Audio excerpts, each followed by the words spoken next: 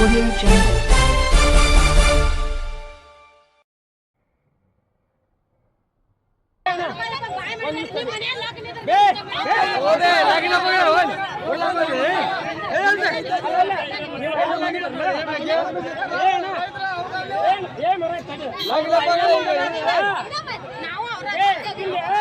ಐದು ದಿವಸ ಆತ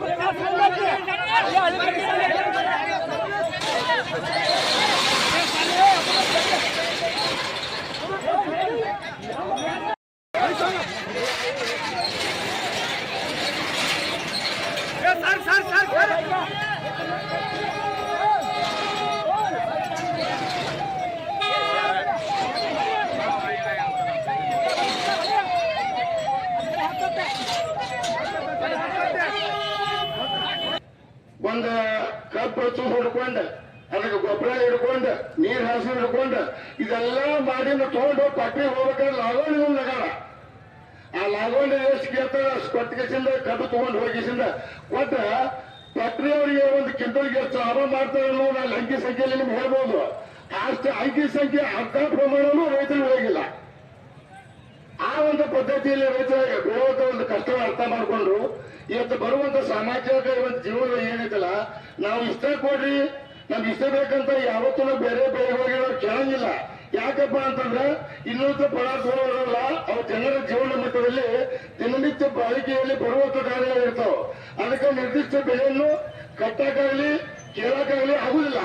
ಆದ್ರೆ ಸಗಣಿಯನ್ನು ಪದಾರ್ಥ ಇದೆಯಲ್ಲ ಇದು ನನಗೂ ಬೇಕು ಮತ್ತು ಅಂತಾರಾಷ್ಟ್ರೀಯ ಎಕ್ಸ್ಪೋರ್ಟ್ ಆಗುತ್ತ. ಅದಕ್ಕೆ ಉನ್ನತ ಮಟ್ಟದ ತರಾಶಿ ಹೋಗುಂದ ನಾವು ಬೆಳೆದಂತ ರೈತರಿಗೆ ಒಂದು ಬೆಲೆ ಕೊಡಕ್ಕೆ ತಮಗೆ ಯಾಕೆ ನಿರಾಸಕ್ತಿ ತೋರ್ತೀರಿ ಅನ್ನೋದು ನಮ್ಮ ಮೊದಲೇ ಪ್ರಶ್ನೆ. ಇನ್ನು ಎರಡನೇದು ಏನಪ್ಪಾ ಅಂದ್ರೆ ನಾವು ಮಾರ್ಕೆಟ್ ಬಿಟ್ಟು ಬೇರೆ ರಾಜ್ಯ ಬಿಟ್ಟು ನೀವು ಕೇಳಾಕತ್ತಿಲ್ಲ. ಇಲ್ಲ ಅದು ನಮ್ಮ ಹೊರಗ ನಮ್ಮ ಒಂದೇ ತಂಡವ್ರಿಗೆ ಹೋದಂತ ಮಹಾರಾಷ್ಟ್ರದಾಗ 3,600 ಚಲ ಕಬ್ಬಿನ ದರ ನಿಗದಿ. ಆ ರೇಟ್ ಅವ್ರಿಗೆ ವರ್ಕೌಟ್ ಆಗತ್ತಪ್ಪ, ನೀವು ಯಾಕೆ ವರ್ಕೌಟ್ ಆಗಂಗಿಲ್ಲ? ಅದನ್ನು ಪರಿಗಣಿಸಿ ಇವತ್ತು ನಮ್ಮನ್ನ ಆಳುವಂತ ರಾಜ್ಯ ಸರ್ಕಾರ ಇರ್ಬೋದು, ಕೇಂದ್ರ ಸರ್ಕಾರ ಇರ್ಬೋದು, ಈ ಎರಡೂ ಸರ್ಕಾರಗಳು ಕೂಡಿಕೊಂಡು ನಮ್ಮ ರೈತ ಮುಖಂಡರುಗಳು ಕರೆಸಿ ನಾವು ಫ್ಯಾಕ್ಟ್ರಿ ಕೊಡ್ಬೋದು, ಅವ್ರಿಗೆ ನುಕ್ಸಾನ ಆಗ್ಬೇಕು, ಅವ್ರಿಗೆ ತೊಂದರೆ ಆಗ್ಬೇಕು, ಅವ್ರ ಲಾಸ್ ಆಗಿ ಫ್ಯಾಕ್ಟ್ರಿ ಮುಚ್ಕೊಂಡು ಹೋಗ್ಬೇಕು, ನಮ್ಮ ಕಬ್ಬೆಲ್ಲ ಇರೋದು ನಾ ಅವ್ರಿಗೂ ತೊಂದರೆ ಕೊಡ್ಬೇಕು ಅನ್ನೋ ವಿಚಾರ ನಮ್ದಲ್ಲ. ನಮ್ದೊಂದು ಸ್ವಂತ ನಿಶ್ಚಯ ಆಗ್ತಾ ನಮ್ಮ ಸಾಮಾಜಿಕ ಒಂದು ಜನರ ಅಭಿಪ್ರಾಯ ಏನಪ್ಪಾ ಅಂತಂದ್ರೆ ರೈತಾಪಿ ವರ್ಗವ್ರನ್ನ ಕರ್ಕೊಂಡು ರಾಜ್ಯ ಮತ್ತು ಕೇಂದ್ರ ಸರ್ಕಾರದವ್ರು ಕೂಡ್ಕೊಂಡು ಇದಕ್ಕೆ ಇರುವಂತ ಒಂದು ಕಠಿಣ ಸಮಸ್ಯೆವನ್ನ ಬಹಳಷ್ಟು ಸಮಸ್ಯೆಯನ್ನು ತಾವು ಅರ್ಥ ಮಾಡ್ಕೊಂಡಿರ್ತೀವಿ.